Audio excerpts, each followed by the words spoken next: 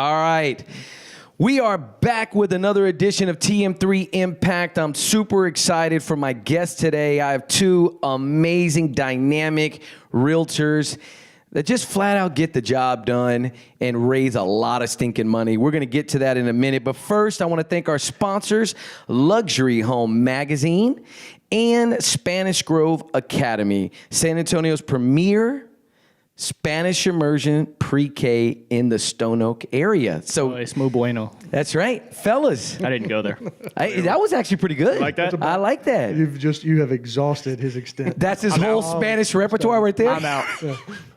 Well, the funny part is I'm Tomas Martinez III, and you probably got me. You know, that's pretty sad, right? That's pretty sad.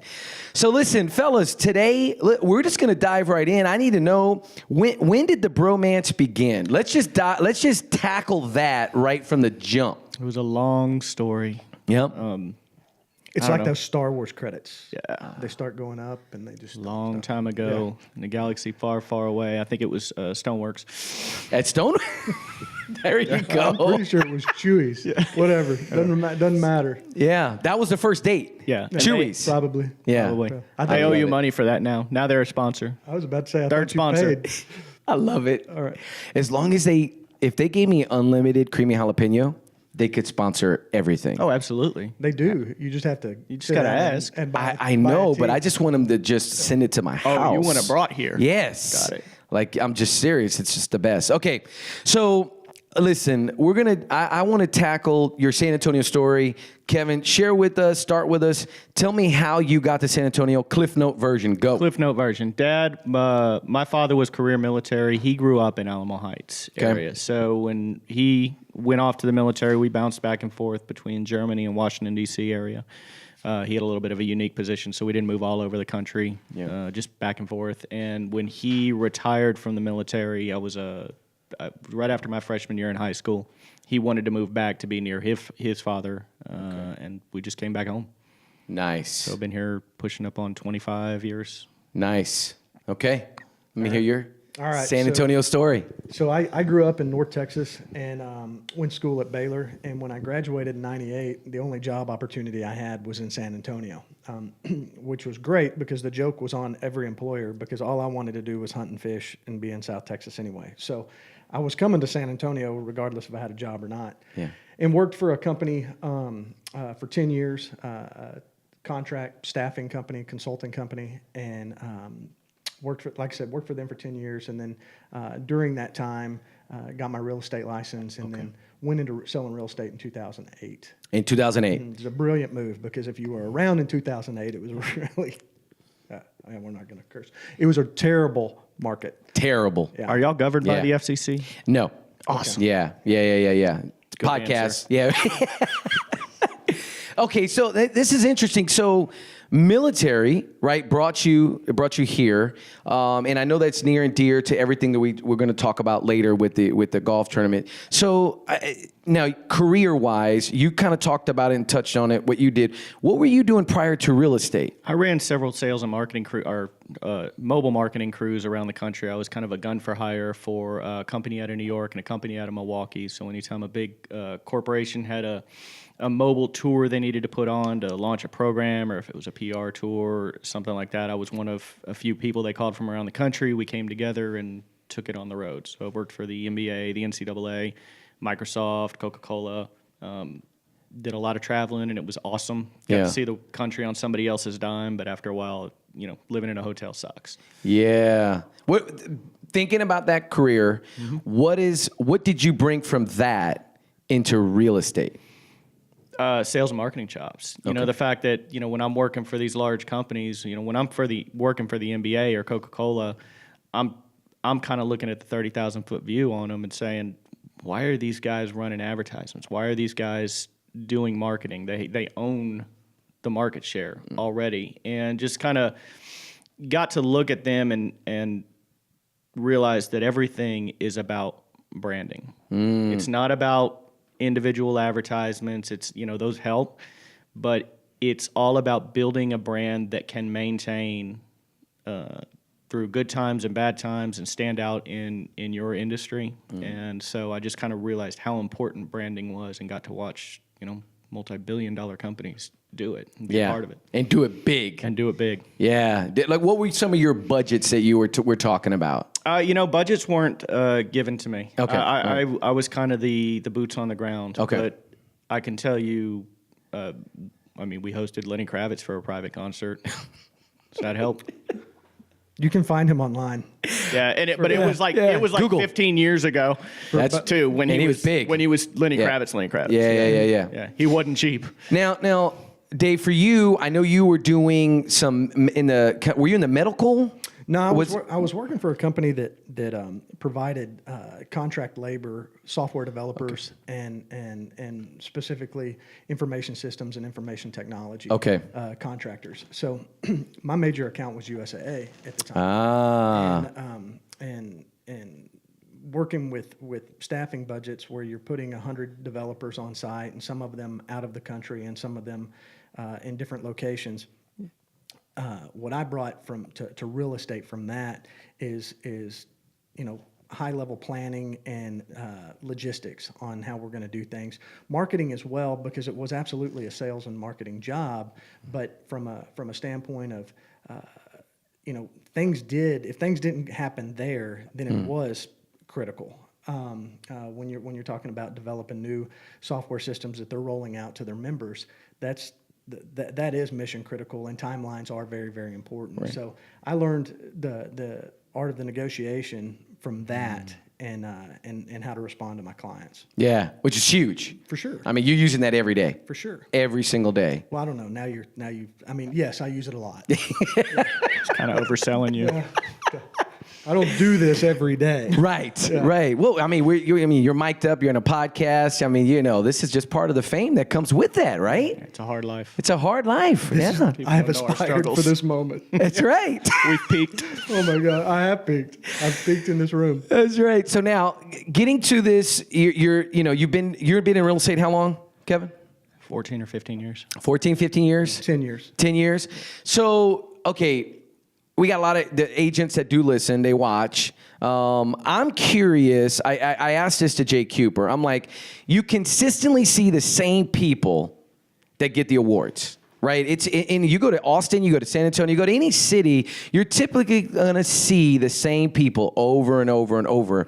And I'm curious. I'll start with you, Dave. Why is that? And I mean, you can relate this to yourself in terms of what you provide your clients, but I'm just curious, why is it that we're seeing the same people that perform at such a high level consistently every year?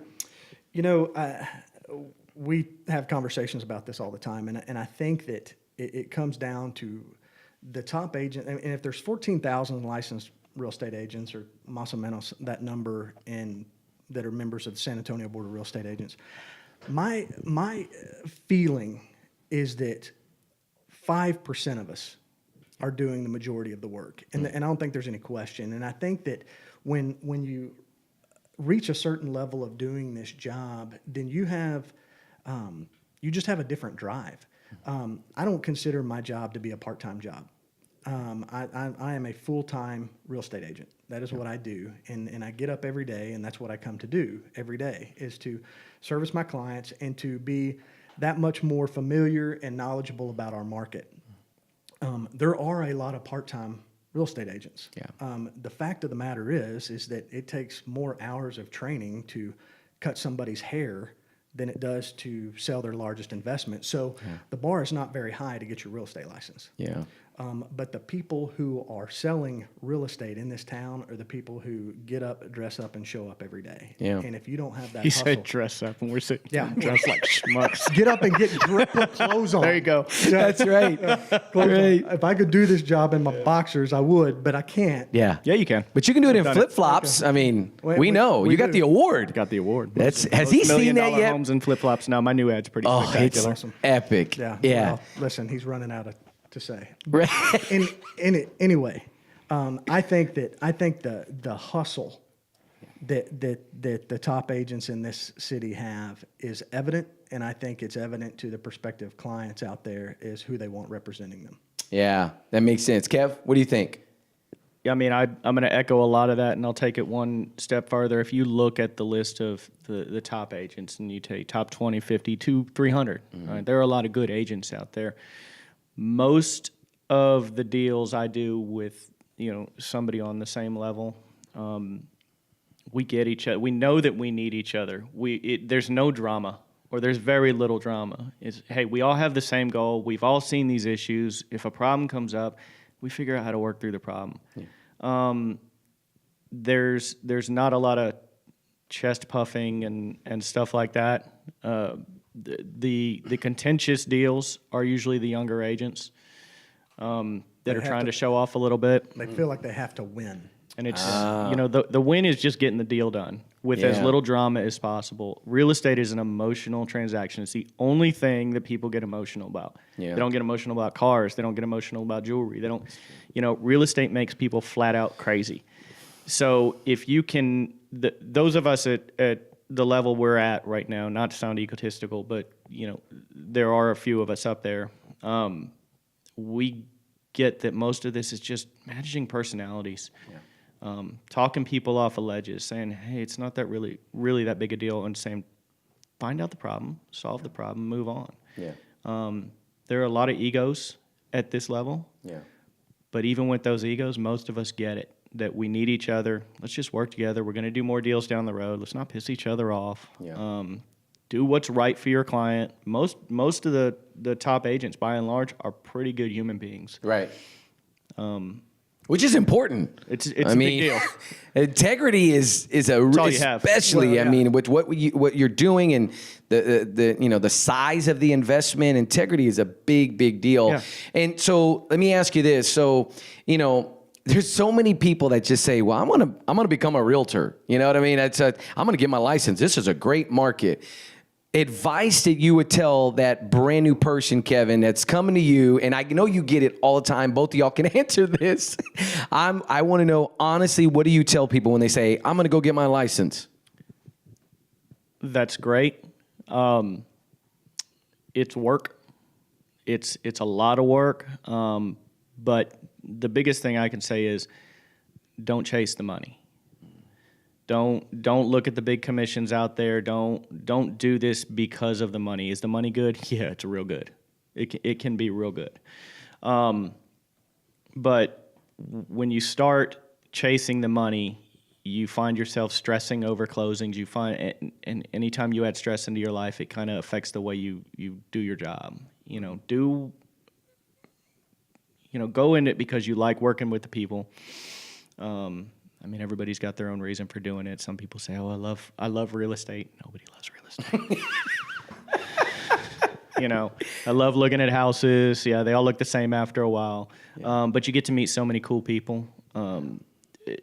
Be in it for the personalities, the people you get to meet, the additional doors that opens, and the money will come. Right.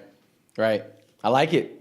Yeah, I want to echo that. I think that I will say this: you need to have an interest in real estate. Okay. In order to do this job well. Yeah. You don't have to love it, but you need to have an interest in it and an understanding of it and an understanding of business and how that works. I see a lot of agents get in it and they're like, man, you guys drive fancy cars and y'all are everything's just coming easy, man. It didn't start like that, no. And you got to kick that rock to get it rolling in order to make it happen. And when I tell all new agents, look, if you don't give this a year, you just wasted your money. True. And if I'd say 2 to 3, honestly. If you're not planning on giving it the time that it takes to get that thing spinning, then it's just not going to pan out for you. At the end of the day, if you don't like talking to people, and you do not enjoy negotiations and hard conversations, you are going to struggle. Kevin and I are a little bit different because we relish the hard conversation. Yeah. And we probably excel at the hard conversation with folks. And I think that's helped make us successful.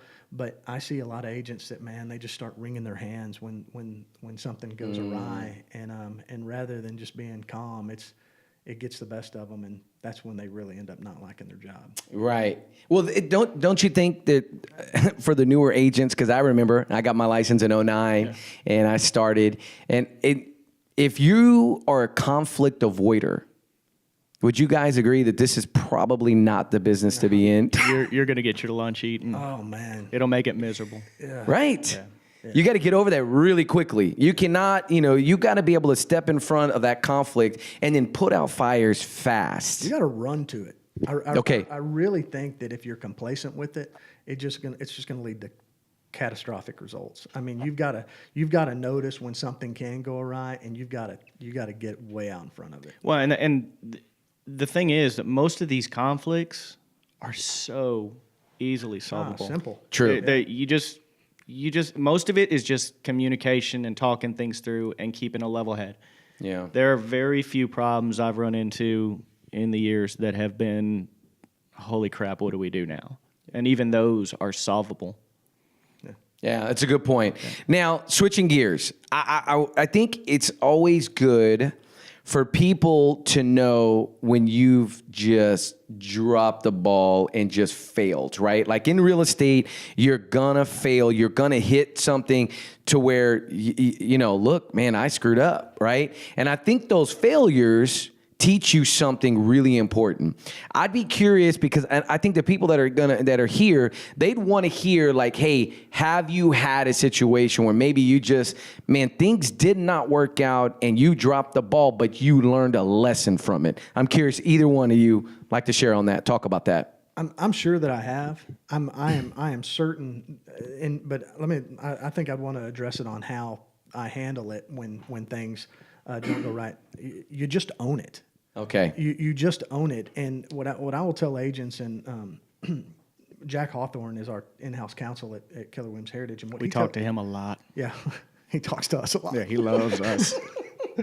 One of the things that he says, and I echo this to new agents, is that when you get a call and it's a bad call, and you know it's about to be a bad call, but you let it go to voicemail, all you have done is made a bad situation worse. You cannot put the pin back in the grenade if you don't answer that phone call. And what's happening is in the hour or 2 hours or worse off 3 hours that you're trying to figure out how you're going to handle that call, your client is getting more and more pissed. Yeah. And so for me, what I have learned is when I know it's going to be a bad call or I know that something is, I get ahead of it. Because I want to diffuse the situation and I want to help somebody. I have avoided it. Man, I don't want to have that phone conversation. Yeah. And then it has gotten that much worse. So when you've screwed something up, I don't know who did it, and it might have been Trek, but said that the majority of our clients, when they're upset, will forgive the agent if the agent will just fall on their sword and say, "Hey, look, I messed up. I messed up, but I'm going to work and try to fix this." It's when we don't own it that it makes us look bad. That's so true.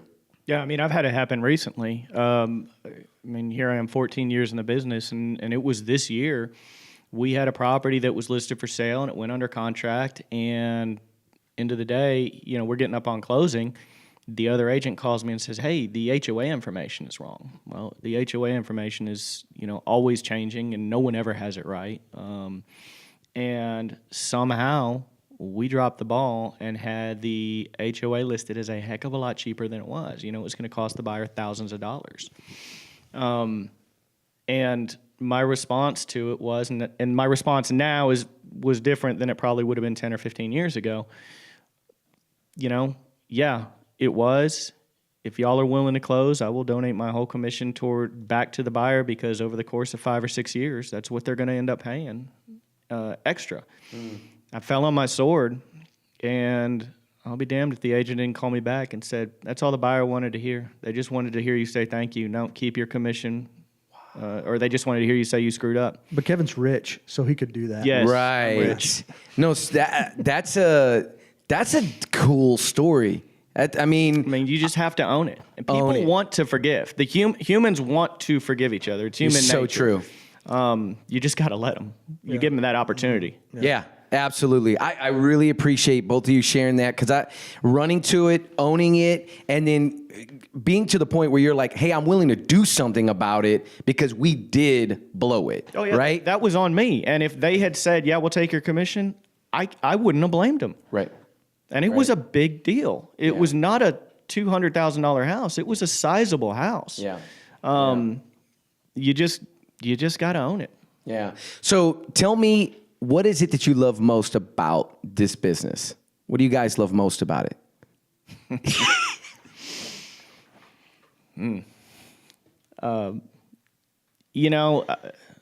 People irritate me, Tomas. Yeah. Okay. He hates people. No, that's fair. That's a fair statement.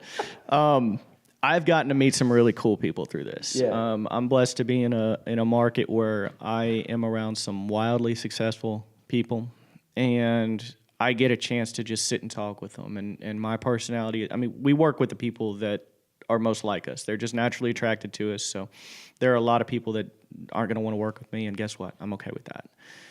The people that do tend to be more laid back, but they're wildly successful. And I get a chance to just sit and have a beer with them on their patio and talk to them, and I get to learn from them. And I have met some incredible human beings, and I've seen. I mean, one of the things that's opened my eyes is how much good they do outside of the business. You know, the things they're involved in, how much money they give away. It's just really. I've made some cool connections that way. That's cool. Yeah, I think for me, it's the people too, and that each one of these transactions with the people and the property in question are like fingerprints. I mean, no two of them are exactly alike, and so I learned something about the human condition on every single one of them, and then because I primarily focus on farm and ranch real estate and rural property. I get to see some pretty cool places that other people might not have access to, and so that's been a lot of fun as well. Our peers in this business, like Kevin said, the folks that we get to do business with, they're all trying. Yeah. And everybody's trying to scrape out a living. So when you get somebody on the other end of the transaction who has the same goal, and we both have the same goal starting it, and that's to close the damn thing. That's right. I think that when you get that, and everybody's pulling in the same direction, then it makes this business good. Right. Awesome. Now let's shift gears, because you guys came together 4 years. Come on, man. Was it 4 years ago? You've played in all four of them, so this is. I know this is going to be 5. Right. Five. But this is the 4. We've done 4, going to 5, and I've been in all of them. Mm-hmm. But you started a golf tournament, and obviously it's a special tournament because it's completely irreverent. Like it was purposed that way. Now I want to go back to those planning days, because I remember you called me and you said, Tomas, we're going to do a golf tournament like no other tournament, but it's not going to be, your typical thing. Like, it's going to be a little crazy. Do you remember your response when we told you we were advertising in your magazine? I do. I do, and we did put it in there. I remember you did. To your credit, you did. Yeah. That was one of the coolest ads. We're gonna have to put this in the podcast and in the YouTube. The one with the split face. The face off. That face off was ridiculous. That was really, really good, by the way. It was who made that? Nelson Enox did that. Nelson made that. Yeah. Okay, shout out to Nelson. You need to be a sponsor of this podcast. And then so go back to the genesis of that. Like, where did it come from? What happened? Go. All right. You want me to? Okay. You have at it. So we were playing in a golf tournament for a charity, and it was great. It was for a good cause, and I'm not going to mention what it was. And we were waiting on the drink cart girl to bring the one lukewarm Heineken she had swimming around in that deal in her drink cart, and we had been waiting on a beer for, 2.5 hours. And Kevin looks at me and says, "You think these things make any money?" And I said, "Well, I think they make some money. I mean, we paid to be here. I mean, the golf course did this." He goes, "We should do a golf tournament." Oh my gosh! Okay. All downhill from there. So the next thing he said, and I'm like, "Okay, yeah, man, that'd be cool." I mean, we had a pretty good buzz going. And he goes, "And everybody should have to wear a costume." Oh, there it is. There it is. And I said, "Okay." I said, well, the only way that we can do this, and when I was in college, I worked at a golf course, and I had seen some successful tournaments, and the ones that were most successful in raising money were the ones that did not care about golf. And I said, the only thing to do is the golf course is the only place big enough to have the party that we have to have. Golf is dumb. Golf is be very really clear. dumb. And we own that, by the way. Yeah, golfisdumb.com. Totally. I own golfisdumb.com. Do you really? Yeah, I'm not sure what I'm going to do with it yet. No, we I'm gonna know. Make, Oh, I'm you gonna make millions. Someday. That is. I gonna did leverage not know you own that. I own about 90 websites. I don't remember what all I own. That is that's actually really good. Okay, so you come up with this idea. You're on a golf course. You're like, we just need to. Where did the irreverent part kind of come into play? It was catchy. It was catchy. Yeah, for sure. We're marketing guys. Yeah. You know, you want to bring people out, you got to give them something different and unique and let them remember it. And, you know, we're both got a little bit of redneck in us, clearly. A little bit. A little bit. Yeah. A little. Smidge. A little bit of redneck, a little bit of white trash. And Right. it's a perfect mix. Yeah. For selling luxury real estate. For selling luxury real estate. Which is, hey, Hey, just own it. just own it. We're owning you it. own it. Gotta You own it. own it. That's right. Yeah, it just we wanted something catchy that people Yeah. would say, hey, you know, that the first time they hear about it, Yeah. they know that it's going to be different because Right. we didn't have anything. All we had was an idea and a whole bunch of people that we basically had to strong arm into the first one and say, hey, Yeah. trust us. Yeah. Yeah. And they did. To the industry's credit and the city's credit, we sold out our first year, and most of it was really us just browbeating people and saying, give me your money. I Yeah. think we had more fun that first year filming the commercials. Yeah, that you we sent did. out there than anything. Yeah. So we kept putting that out there, and folks were like, "What are y'all even talking about?" Yeah. And we would just put the date, and we didn't have a single sponsor dollar. And Kevin and I, in the first 2 years, you know, we had some sponsors, and you were one of them that came in and helped us, but we fronted the majority of this. And let me tell you something, to put this golf tournament on was thousands of dollars. Yes. And we were like, you know what, we're going to do it. Yeah. And there were several moments along the way that were like, we are about to deuces. Yeah. And we didn't. We still have those moments. Yeah. Yeah. And I'm looking at that logo, and I remember we were at Chewy's, and Kevin had hired a guy to make the logo, and it's a dude swinging a beer bottle. Yeah. And I'm like, bro, you got to put a cowboy hat on that dude. For sure. So immediately Kevin gets on his phone, and by the end of lunch, we had a swinging cowboy. Yeah. And so that's been the logo, and it'll stay. That's trademark too. Yeah. It's trademarked. Yeah, we will sue you. Yes, yes. You got to be very careful. I get that. I will tell you, my first experience at the tournament, we had so much stinking fun. I mean, every tournament has had its own almost identity, right? That first tournament, it was new, it was fresh, it was down at the quarry, and we had an amazing time. That second tournament, little people wrestling. No, that was the yes. third. That was three. That was three. That was Yes. three. The second involved some fruit that got us all in trouble, and why we can't go back to the court. Oh, yes, Yeah, there yes. was Yeah. So what we Own it. Oh my So goodness. we did own it, but what we are saying now, Yes. going forward, is that Oh, that's right. Because I'm sorry. Because we were at the Corey. We're at the quarry. for number 3, we had to go to. We were at Republic. Yeah. Republic. Got it. That's where little people came in. Yes, And we are wanted at the Republic, and we will stay at the Republic. the Republic is amazing. Oh, they've been very good to us. It's amazing. And it's a great course. Yeah. Now We wouldn't know, but Yeah. we hear it's a good golf. Rumor has it. Yeah. Now that's true. You've never played in your tournament. Golf but it looks- is dumb. Let me tell you something. Yeah. That golf course looks amazing from a helicopter. It really does. Okay, talk about that. Like, how did y'all get the helicopter involved?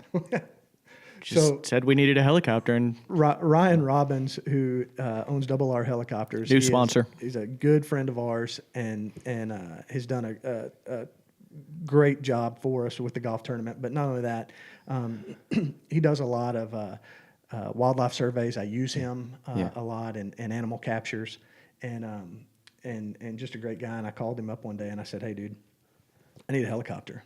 He goes, "All right, where are we going?" He's thinking we're going to go look at a ranch somewhere. And I was like, I need you in like like 5 miles south of downtown San Antonio. He's like, oh yeah, dude, badass. I don't get to fly over cities very often. Yeah. Let's do it. So, Yeah. he was there like 4 hours early, ready to rock. Yeah, y'all did some pretty aggressive low flyovers last year. Oh yeah, no, we're gonna die in that helicopter one day. Somebody has to though. Like, Be a good story. I mean, seriously, there was a couple dive bombs. Y'all came down, and I thought this is gonna No, end. we were pretty sure that was it. Yeah. and the people that are hitting golf balls at us when we're doing that, knock it off. Yeah, not cool. Yeah, like, so who did that? Yeah. Did you ever catch them? Yeah, we know who they are. Yeah. You already know. Yeah, We got a list. Yeah, they have been. They have been counseled. All right, good. Well, they're going to need legal counsel as well as you guys should for this tournament, right? Because it definitely Got a pretty tight waiver. You do have a good waiver. We got a pretty good waiver. And tell everybody the website because here's what we want. We've only got 10 spots left, 10 teams. Is that right? About 10 teams, yeah. So listen, if you're listening to this podcast and you don't have a team, get a team, come have fun because it doesn't even matter if you don't know how to play golf. Can you address that? We'd prefer if you don't. Yes. Look, if you don't come to cheat, you're not going to win. True. We had somebody actually last year that was so furious at us. Okay. They're like, look, their final score was 18. Yes. I know they cheated. Yes. I'm like, of course they did. Who cares? Golf is ridiculous. But the one that was angry, his final score was like a 22. He Yeah. cheated too. He just didn't cheat well enough. Yeah, and yeah, you got mad because somebody cheated better than you did. That's stinking hilarious. If you are a real golfer, or you think you're, first of all, if you haven't won 2 majors, you're not a real golfer. I love that. You got lucky. Yep. First one, you got lucky. So yeah, you didn't bottle lightning. So if you don't, if you like go out and you think that I'm going to take golf so serious and this is what I'm going to do for a living, I think that's admirable. Right. I think that's cool if that's your deal. Yeah. But don't come play in our golf stay home. tournament. Yep. Yeah. Because you're just going to be irritated and we don't care about golf. I mean, we shoot cannons at our golf tournament. That's so true. I forgot about that. And we have Steve May has chartered in a little person from Vegas to hit your golf ball for you. Yeah. And Basil. he hit it further than I did. He was the best golfer out there. He was the best golfer out there. Until he for the first half. Yeah, until He had a few too many. And totally annihilated. Yeah. But if you're not about having a good time and raising a pile of money for charity, then don't come. Right. Because this is bigger than your golf score. Absolutely. Or your, supposed great swing that you Sure. think you have. Yeah. but you do not. Well, I mean, listen, if Nobody does. Nobody does. it's so funny. Tiger Woods used to be good at golf. He got lucky for a while. Now he's not even good anymore. Right. If he get lucky, And no, he's not going to win another major. Oh man, he's getting stinking close, man. He will. He's getting close. So here's I'll leave you with this. Okay. I won't leave you at all because we'll stay here all No, day. we if you got want nothing to. to do. But Mark Stillings, good golfer. Yep. Played with him. Mark Stillings, not good golfer when you hit him in the face with a dodgeball in his backswing. That's true. yeah. Yeah. So I was pretty proud of that one too. That was I drilled him. You from caught him flush in the face? right in the face, Right in the face. from about 20 Shout out yards. to Mark Stillings. Yeah. I remember that hole. I definitely remember that hole. It was sponsored by Ansira. Yeah, that was a great hole. Yeah. Okay, best costume that you've seen. Because now listen, the costume thing, I will tell everybody, I think there's some rules to this. For me, I'm not a big fan of mask or face paint. That's just my rule. And I do want to be able to swing a little bit, like at least kind of swing, right? Talk about some of the best costumes that you've seen. Man, they're all over the place. We've had some really good ones, but I think the coolest thing was, and this was the first year, we had no history of this. Nobody knew what the hell they were getting into, but we had a few teams that really bought in. And we were sitting there getting ready. We really didn't know what was going to happen, and teams start showing up, and all of a sudden a limo pulls up with smoke pouring out of it, and Roger Parker and Bubba Light. Yeah, they get out in the Duck Dynasty gear, just totally decked out. And then another limo comes in, and, Kiss pops out. And, I mean, it was legitimate Kiss outfits. They went all out, and they had their security guard and That was who was that? That was Stacy Lassiter and their crew. Adam. He was Adam was security guard. Cord Shiflett brings it every single year. Yes, he does. And shout out to Cord Shiflett. And he will have the year that he called Kevin the night before and said, "Hey, dude, I just need to let you know that I'm going to bring some goats." They were sheep. And Kevin goes, "What are you?" Oh, they were sheep. He goes, "What are you talking about?" He goes, "I've already cleared it with the golf course. It's fine." Sure enough, he called it advance. Yeah. So that just goes to show, and I want to shout out to Dan Pedrati, who owns the Republic also and is a patriot. I mean, Dan loves our troops and loves their families, and so we love Dan. But I remember we're watching midget wrestling at the end, and it was extreme midget wrestling. Yes. And not regular midget wrestling. No, extreme. We had brought this troop in from Dallas, like it was for real with their little ring and everything. Yeah. And Dan came and he put his arm around me, and we were nervous because we had been kicked out of another golf course, and Dan just said, "Hey, I just want to let you know that I didn't say no to the sheep." Yeah. I said, "Yeah." He goes, "And I didn't say no when you flew this helicopter illegally all over this golf course." True. Yeah. I said, "Yeah," and he goes, "And I haven't said no to the midget wrestling." Right. And I said, "Man, thank you so much." He goes, "I just want to let you know we want your golf tournament here." That's cool. And I said, "Okay, Dan. Well, we have this idea." He goes, No, you're done. like you have exhausted what I'm going to let you do here. But Dan's a great guy and been a really good friend to us. Yeah. And to be clear, we have not exhausted what we're going to do there. I can We're just only not imagine. asking permission anymore. That's right. And then we bring a cannon to shoot this last year, and so Yeah. see what happens. Okay, so the money. I mean, how much have we raised? Where's it go? Like, talk about that, because I do think, the donation piece is massive. I mean, you'll typically have like a full truck, U-Haul truck, full of just donations. Yeah. Talk a little bit about that and the power of that. So one thing, we originally started off working with the Fisher House here locally. It's an amazing organization. We wanted to keep our dollars local.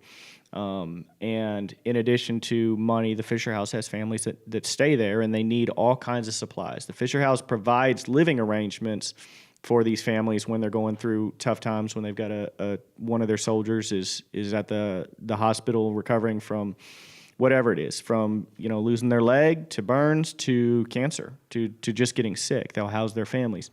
But they allow their family to live there, and they allow the soldier to live there while they're recovering. But they need supplies, simple things, toilet paper, toothbrushes, the stuff we don't think about that we just take for granted every day. So we said, hey, in addition to raising money, this is something that's real easy to do. Every team's got to bring some stuff.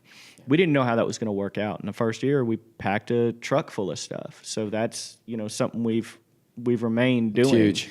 And it's a little bit different, and it's easy. It's very easy. Super, super easy to do.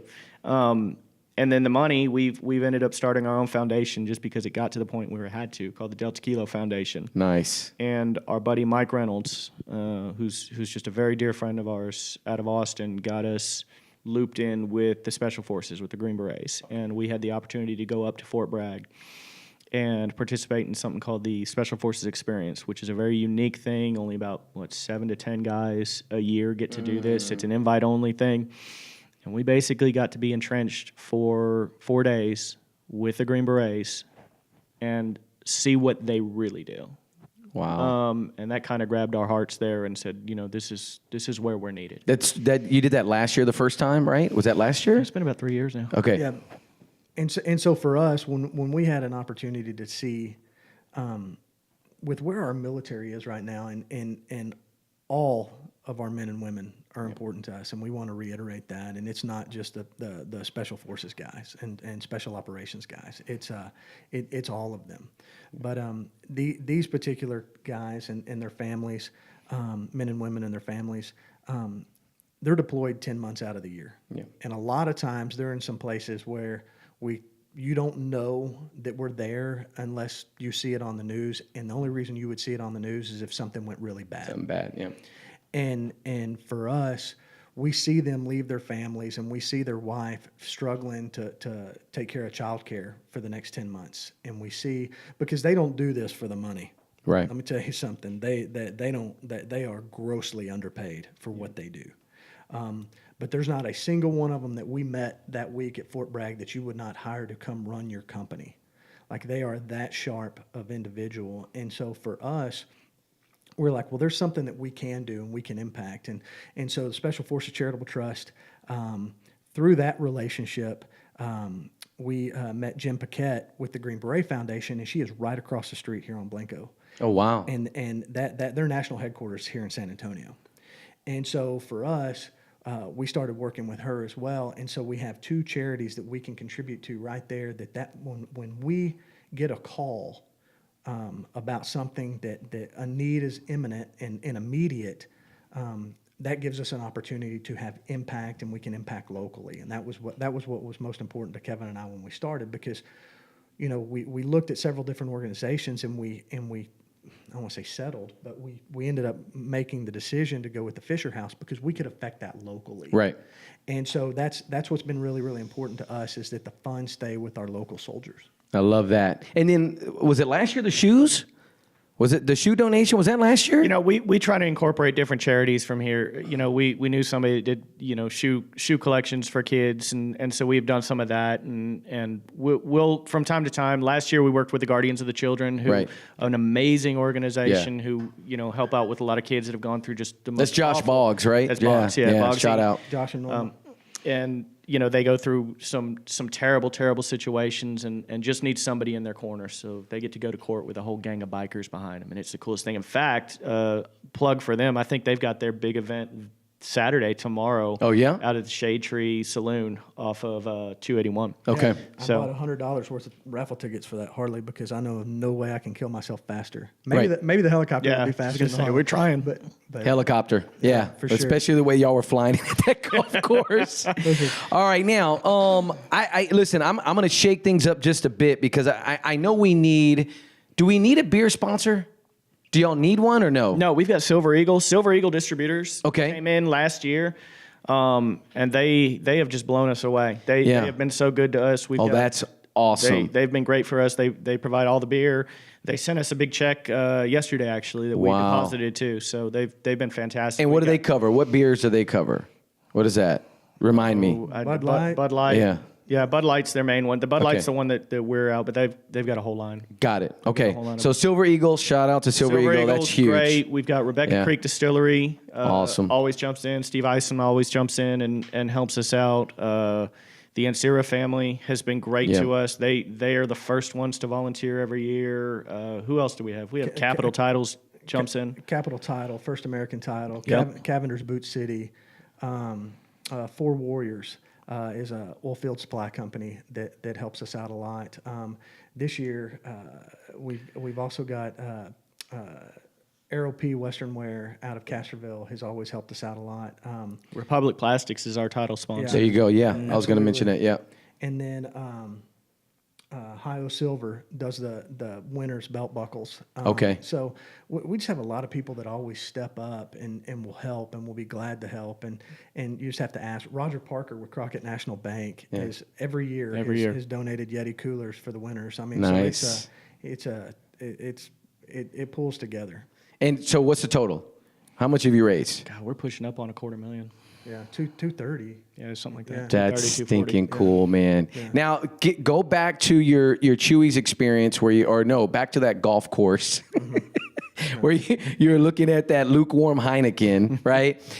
Did you think you would get to this, like to where you could say we've raised almost $250,000? I don't think we knew what to expect, honestly. I mean, I think we thought it would be funny and it'd be like a Halloween party and we'd do it one time. And then you just kind of ride off into the sunset. Yeah. Yeah. And trust me, and you can ask us the day before. You can ask us on Halloween, because this is on November 1st this year. Ask us on Halloween. We're quitting. We will be dropping Mike like at 5 p.m. Yeah. I mean, when everything's getting set up, we're like, man, screw this. This is We're going to quit again this year. We quit every year. You quit every year. I know we've talked about this. We'll quit for a few weeks. Until you get through like Thanksgiving and Christmas, and you're like, well, maybe, we could try this again. I have an idea. Yeah. What if? Exactly. Yeah. We usually have to get through Fool's Roll in April, and then we're ready to go for golf. That's true. That's how we reset. Yeah, that's true. And have outfits already been determined for that? For Fool's Roll? Yeah. We got some ideas. Got some good ideas? Yeah. We're sorting through. Now, did y'all add a new team member this last year? No, it's been the John same? Bird and George Mercado. Okay, George. Okay. Yeah. All right. I thought y'all added somebody new this last year. No, Okay. George was with us 2 years. I've got a few that say they're interested. Yeah, whatever. But you know how that is. You what, in Fool's Role? Yes. Whatever. Yeah. Everybody it's pretty says, much not going to happen. I'm doing it next year. Yeah, it's not going to happen. You can. Yeah, the minute that I told my wife, I gave her just the top of the waves. And she literally, I got the glazed look. You know that look? Yeah. I know y'all get that quite a bit, I'm sure. That's all I've had for the last 15 years. My wife doesn't even look at me. She just turns around. Yeah, I love it. She knows I'm going to do it anyway. All right. Well, listen, here's the deal. We're going to wrap up with this. Just if you could just put a plug, I want you, because, really, this is a big reason why I want y'all to come. I want to talk about the golf tournament. I play in it every year. I love this tournament. I love it. I've kind of taken a little bit of a shortcut. I've used the same outfit 2 years in a row. We know. So I'm just going to let y'all know. I'm very aware. I'm committing to stepping up my costume game. We're not going to do, dodgeball. Let me tell you something. You've used the same costume more than once. It's no longer a costume. Now it's just clothes. If you come in that, wear that. what are the rules? 72 strokes to your score. Oh, that's hilarious. Okay. Doesn't count anymore. Gauntlet laid down. All right. We got to step that up. We're going to make that happen. All right. We're going to come correct. Just final plug. What do you want to tell everybody that's listening? What do you want to say about getting to this tournament? DaveandKev.com. Come out. We're going to show you a hell of a time. One of the coolest things that happens to us is we're invited to all kinds of charity events all over, and we go to a lot of them and support a lot of them. And every single one we go to, there is somebody there that we don't know that will pull one of us aside and go, hey, are you that guy that does that thing? How do I get in on that? I hate these charity events. Well, we hate them too. Yeah. I love what they're for, but they're all the same and they're boring. Let me try to tell you. We are not the same. No. We are sure as hell not boring. And we raise just as much money, if not more. More. The proof is there. All right, we're going to switch it up. I always ask at the end of every podcast, there's a book. I know you guys like to read a lot. It's called Tribe of Mentors. Where did you get that information? It's called Tribe of Mentors, and you are a sham. You just outed yourself. Yeah, Tim Ferriss wrote this book, and what he did was he kind of compiled all this writing. He sent out the survey, and he asked 11 questions to these people, and they're like the top of their field, whatever. So I love these 11 questions, and I was going back and forth about which one to ask you guys, but I got a couple, but and this is the one that I want to start with. I want you to think about a purchase that you've made, okay? A purchase. Now with you guys, I'm gonna up it a little bit. I'm gonna say something under $500, right? A purchase that you've made recently that has been life-changing, like, I love this. Go.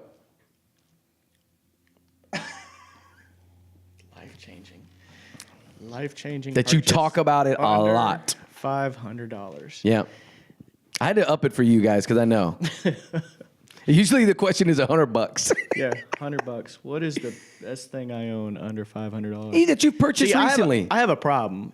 I just get stupid ideas and I buy shit. I love it. And then he executes. And then I execute. Yeah. Well, it's easy with the internet, right? Yeah. Amazon Prime is pretty legit. Yeah, Shout out. Glass of whiskey and Amazon Prime, I think it ends well. My wife would argue otherwise. Yes. But I got a pretty sweet Ric Flair outfit sitting in my house right now. Okay, tell me about the Ric Flair outfit. It just did. I can't believe you didn't wear it today. I thought about it. It'll make an appearance soon. Yeah. Not at the golf tournament. Not at the golf tournament. It'd just be like a Tuesday or something. So I'm going to go out on a limb here. Was that under $500? Yeah, it was a good one. Now it was good. Yeah, it wasn't one of the $20 ones. If you're gonna do it right. You got to do it right. Seriously. Yeah. Okay. So his is his Ric Flair costume. What you got, Dave? I don't have any idea. I really don't. Yeah. Think of productivities. Maybe something you bought for your house, your office. I had someone tell me an air fryer. That they got an air fryer and they said it just blew them away. They love it. Love it. Love it. Love it. What do you do with the grease? Yeah. There's no grease. It's just air. It fries chicken. But I think we're on the wrong. Yeah, but there's no grease. It's air. It's a good thing. This is like, well, it's I don't healthy. even think Technology it's isn't a always real good, chicken. man. Yeah, not even real chicken. Exactly. If there's no grease, it doesn't count as what you fried fry chicken, your right? tofu with. Yeah, well, you can fry tofu. You can fry everything with it. It's an air fryer. I don't have one, but I've been thinking about it. It I'm not sold. sounds pretty legit. What you got, Dave? Come on. Man, I can't really think, because it's funny, because if I want something, I just go. That's what I'm saying. So think of something that you just gotten recently. Maybe that's kind of like, Oh, you know what I did get? Yeah. I got some Bose noise canceling headphones. Okay. I was pretty pissed. Yeah. Those things were $279. Okay. And they are worth every penny ever spent on those things. Yeah. And where do you use them most? At the gym. Okay. Yeah. Yep. Yeah. And they work. Mm-hmm. It's legit. For sure. Wait. And how long ago did you get them? Man, I don't know, a couple months ago. Have you been on a plane yet with them? No. Okay, but this is like my best experience with the noise canceling phone. When you put those headphones on and you get on an airplane, you hit that little button, you don't feel like you're even on a plane. It's and yours will be even better than mine. Mine were like $99. Okay, so I got the cheap Amazon version of it.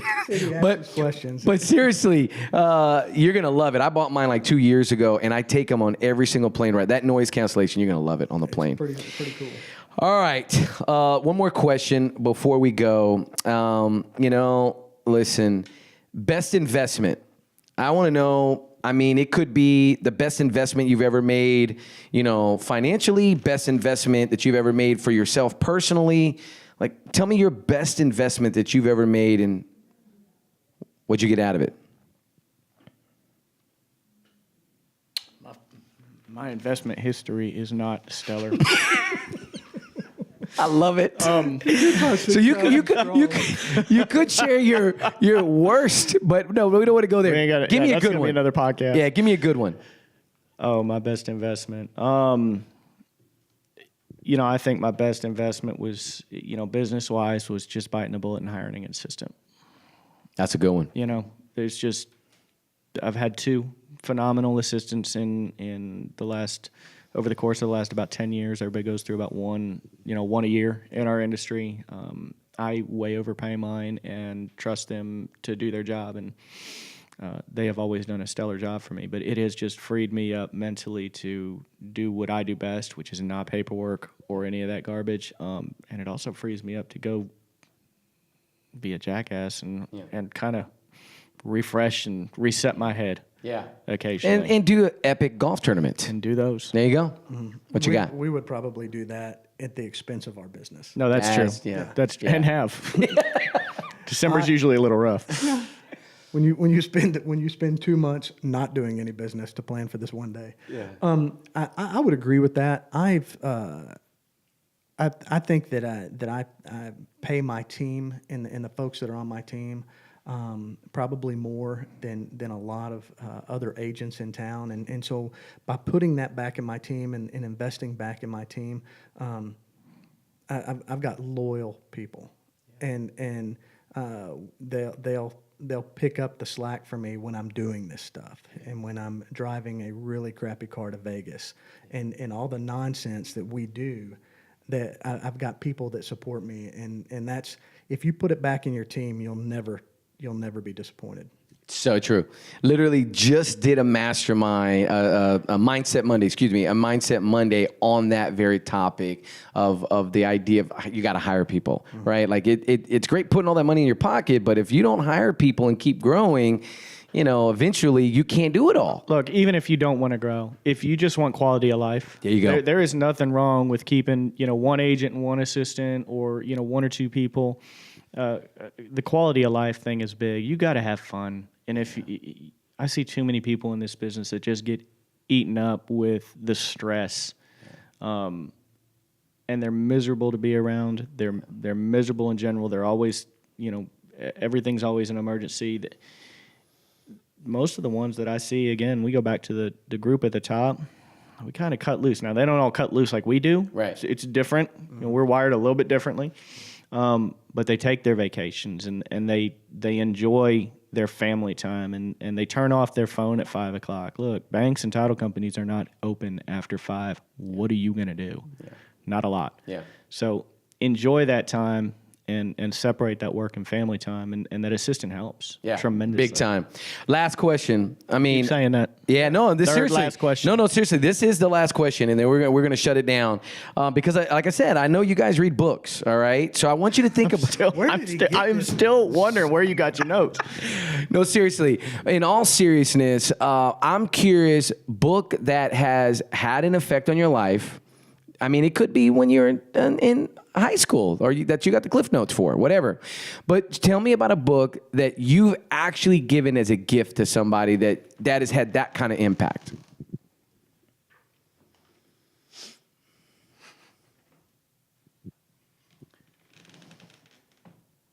Do movies count? Was there a You want to book? know the best book I've ever read? Was a the book? best book I've ever Yes, read right yes, now? yes. Motley Crue's autobiography, The Dirt. The Dirt. Oh yeah. Oh my God. Okay. That is a Keep coming. masterpiece of literature. Followed closely. Yeah. Follow closely by I hope they serve beer in hell. Yes. All right. I'm gonna go with that. was that Max? Oh no, who wrote that one? I don't know. It's excellent. Yeah. So okay, Motley Crue. I got it. Motley Crue, The Dirt. Dirt. You, You you never will be read it? hooked. Page 1, first paragraph. Done. You're done. Done. You'll finish it that evening. I've had a lot. I've and I asked did this give question. that as a gift one time. You did. Absolutely. I did too. Yeah. Okay, this The Dirt is a very good movie. it's all coming together. Like it's all making sense now. You know What? That right there. That was the that missing book piece. was the missing piece for me. Does that all make sense? It all makes sense. Listen, guys. Number one, I want to say thank you. I really appreciate both of you. I appreciate the fact that you support Luxury Realtors Magazine. I appreciate the fact that you just are guys that just do what you want to do, and you're not worrying about what anybody is saying. You're not worried about what others. You're not worried about comparison.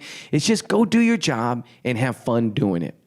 And I love seeing that because that's what I want to do. I want to do that same thing. I just, I got to work on the cut and loose, a little bit more. We can help right? you with that. You can help me with that? We can help you with Okay, I have something in the bag, but I'll show that off air because they're not a sponsor, darn it.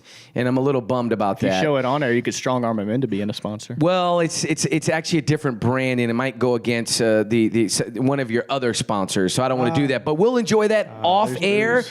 There's and booze. He brought booze. and we will enjoy it together. But thank you guys. Really appreciate you guys. Be looking out for this podcast, looking out for the YouTube, and make sure you share it because this is probably going to go viral. This is Yes, it. Probably. Right? This is going to make your career. I think your expectations are a little. Well, that's okay. Joe, I watch gotta out, share it. Joe Rogan. That's right. Tomas is coming. Check this out. I do have a standard. My standard is 1 is greater than 0. That's we should that's all fair. have standards, and you That's should keep it. them very low. Keep it 1 is greater than 0. As long as I get 1 new follower, right? That's We're it. good. That's all we need. All right. Well, you're gonna get both. It's of our gonna be moms. you and you. Yeah, both mom, Both moms. Yeah, both and moms dads. should probably Done. No, I My don't know. mom About, doesn't want to watch this. Yeah, appreciate you guys. You guys Hi, have Sandra. an amazing weekend, and we'll see you on the golf course. And when's the date?